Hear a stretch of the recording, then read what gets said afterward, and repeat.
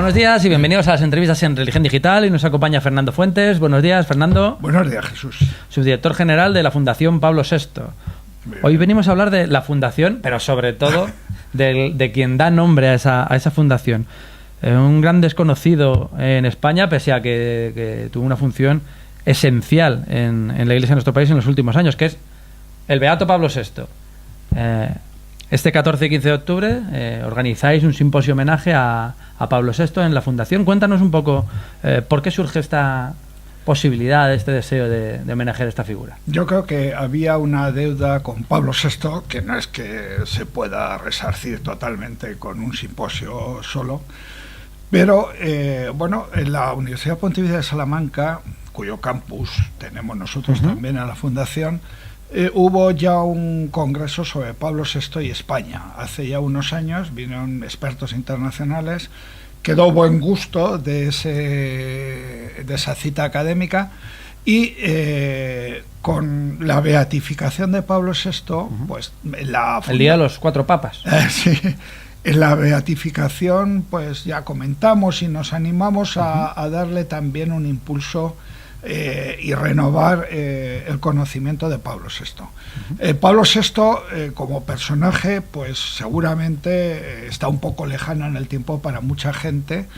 pero las obras de Pablo VI, una de ellas es todo el sentido que tiene la Fundación, de su compromiso social, tanto en el plano académico como en el plano de promover el pensamiento social de la Iglesia. Pues yo creo que seguimos un poco su espíritu, ¿no?, de Pablo VI. Porque Pablo VI es, aparte del Papa que continuó el Concilio Vaticano II, se le conoce desgraciadamente por otros temas, no solo por toda la labor que hizo. Es un Papa que estuvo, creo que fueron 15 años en el Solio Pontificio, 13 o 15, ¿no? Sí. No recuerdo bien, pero es el Papa que hace posible el Vaticano II en un momento además en el que España estábamos viviendo la última década del régimen franquista, donde Pablo VI tuvo una importancia capital, decisiva, que es no demasiado conocida y que probablemente en el momento en el que estamos viviendo hoy, donde todo se está poniendo en cuestión, convendría resaltar. Bueno, yo creo que la riqueza de Pablo VI, si nos miramos como Iglesia y nos miramos como sociedad española, cualquiera de esos aspectos tiene tanto valor y es tan interesante que en el simposio vamos a, por lo menos, aunque sea brevemente, con una conferencia, vamos a seleccionar aspectos de este tipo. Pablo VI es una figura riquísima, es decir, antes de llegar al concilio, él tiene una experiencia diplomática, tiene una experiencia de trabajo con el laicado, tiene una experiencia de trabajo en la sociedad italiana, ¿verdad? Y entonces un intelectual, es decir, Pablo VI toca tantos palillos tan importantes que incluso antes de ser pontífice, pues valdría la pena valorar a Montini, ¿verdad? Y luego, pues esto es lo que el simposio también va a seleccionar, una parte que previa a su pontificado y luego ya ver toda su obra, ¿no? De hecho, el simposio se divide como en 3 partes. Hay una primera que es la parte que no se celebra, no se realiza en la Fundación, que es la conferencia de Pietro Parolin la mañana del día 14, pero luego por la tarde está en la Fundación 2 conferencias que muestran un poquito esto, quién era Montini y Pablo VI y el Vaticano II, esa revolución conciliar en la Iglesia española, y al día siguiente pues habla un poquito de los grandes hitos de Pablo VI. Me interesa mucho eso de que el Papa del diálogo y el Papa que supo lidiar entre, pues eso, el proceso entre 2 iglesias, una que se tenía que ayornar y la otra que estaba impulsando ese ayornamiento, que además es un momento, es un ejemplo que este Papa actual, que Francisco está siguiendo. Si hay algún Papa en el que se fija, parecido, hay mucho Pablo VI en Francisco. De hecho, en el simposio se pone también la conferencia de don Ricardo Blázquez, de Evangelii Nunciandi a Evangelii Gaudium, ¿no? Yo creo que este es significativo, pero lo que decíamos antes, el concilio supuso un aldabonazo a la Iglesia y en la sociedad española, bueno, tremendo, ¿no? Y también luego los problemas que teníamos en España, Pablo VI tuvo que lidiar muchos de estos problemas. Luego estaba la Asamblea Conjunta, estaba todo este tiempo riquísimo, el cardenal Tarancón, los conflictos con el régimen. Claro, por todos los problemas con algunos obispos.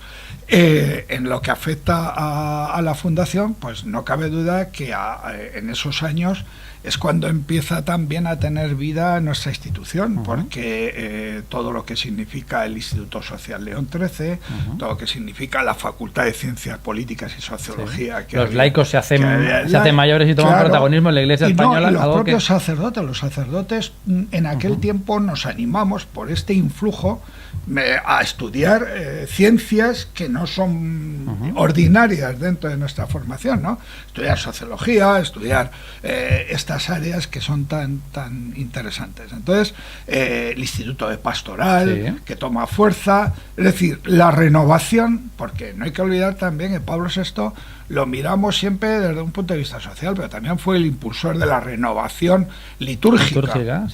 Y entonces, bueno, pues es todo un mundo de cambio, es un mundo de cambio. Y qué decir del ámbito, por ejemplo, del compromiso internacional, de las ONGs, de todo lo que supuso Populorum Progressio, ¿verdad? Cierto. Justicia y paz. Realmente es que es un pontificado muy que rico. no nos cabe. ¿Hemos sido capaces de agradecer o de conocer suficientemente la figura de Pablo VI? Porque yo creo que nos hemos quedado en un gigante como Juan XXIII, que es verdad que fue el que dio el impulso, y después, claro, después tienes otro gigante que es Juan Pablo II, radicalmente diferente, pero entre medias apareció el hombre que fue capaz de conducir a la Iglesia en ese cambio. Claro, yo creo que por el momento que le tocó vivir y por las reacciones que pudo suscitar en distintos modos de interpretar la vida de la Iglesia, la figura de Pablo VI no se la ha juzgado equitativamente y con justicia. Es decir, se ha reparado más en otras figuras, en otros aspectos, y nos queda por eso ciertamente un acto de este tipo, como otros que se pueden dar en el futuro. Yo creo que la deuda con Pablo VI está pendiente y bueno, y sin embargo es tan agradable ver sus escritos, por ejemplo, como está escrito Populorum Progressio, es decir, su modo de escribir, su modo de afrontar los temas, es que nos parece más propio del siglo XXI. Además es agradable ver textos y ideas de ese Pablo VI en Francisco, lo que comentábamos antes, que es muy difícil entender la teología y el programa pastoral de Francisco sin haber leído Populorum Progressio, sin haber leído esta Evangelii Nuntiandi, Ecclesiam Suam, lo que significa el diálogo en la Iglesia, ¿verdad? Fíjate ahora mismo toda la propuesta que hace Francisco sobre la cultura del encuentro. Ecclesiam Suam.